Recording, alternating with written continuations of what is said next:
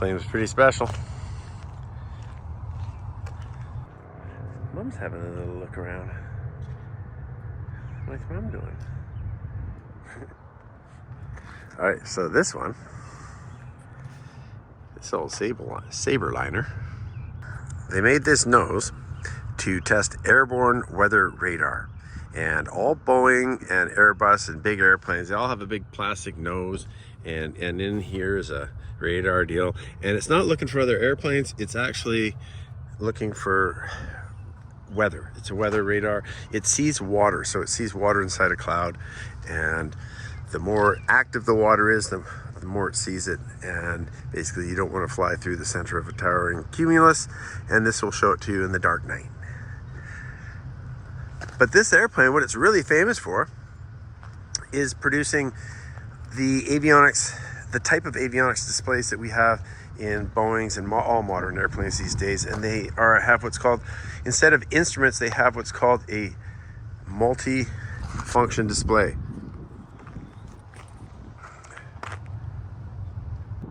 Modern aircraft have switched from individual avionics to multifunction displays a long time ago, and it was this aircraft right here that tested the systems. This was, everything got This is the first aircraft to have a modern multifunction display put in it, and basically it got certified in this, and all subsequent designs were all tested in this aircraft. This aircraft was a test bed. And you can just see how they modified the nose so all these panels could come off really quick and change out everything back there. We tested a whole bunch of different weather radars in here. This airplane flew with Rockwell for about 25 years. Today, Rockwell Collins has a fleet of airplanes flying, testing. I'm dying to know what's inside these things.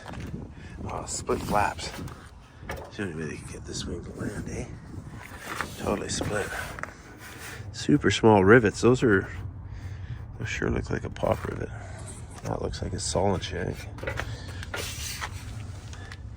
And these little pods, who knows what's inside them? But there's a lot of electronics in here. And all these little panels are made to come off real easy. Got a big speed brake deployed right now. It probably is held in the up position by hydraulic pressure. And down she is right now. So this is an early model business jet. And heavily modified for avionics. Emergency door up there. Have a look at the, again, another reason that the forward wing flaps are down is probably because it doesn't have any hydraulic pressure. And they probably just coast forward downhill. They probably just coast out.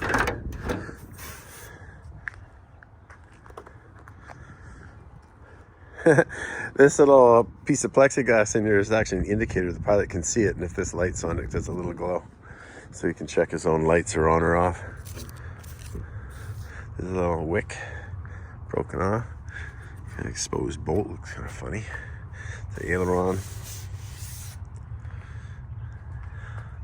Early jet engine.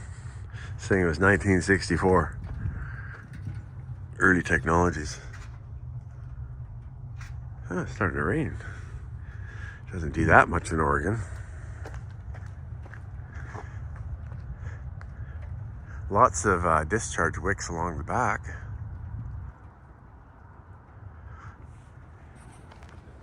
So the inside of this is like a laboratory.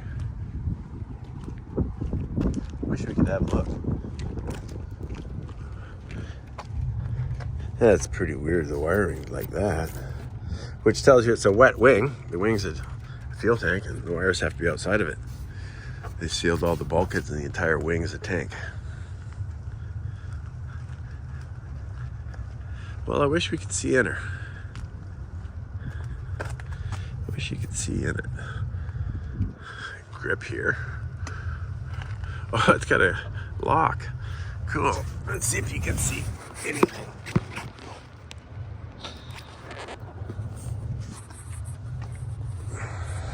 These are little lights, I think, that are for looking for ice, for the pilot to look at the wing, see if there's any ice on the leading edge.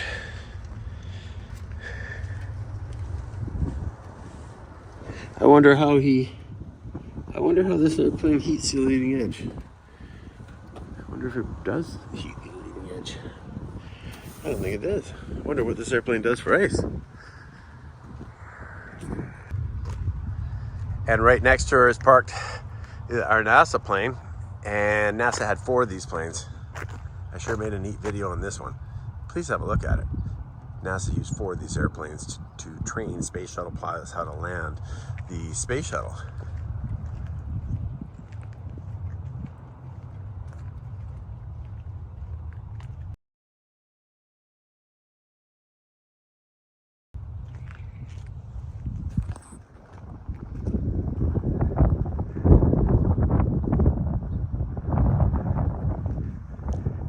Better not keep mommy waiting.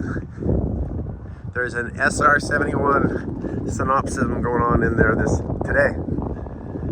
They got an SR-70. That's an X-15 hanging from the ceiling up there. It's a mock-up, but let's go see what they're doing.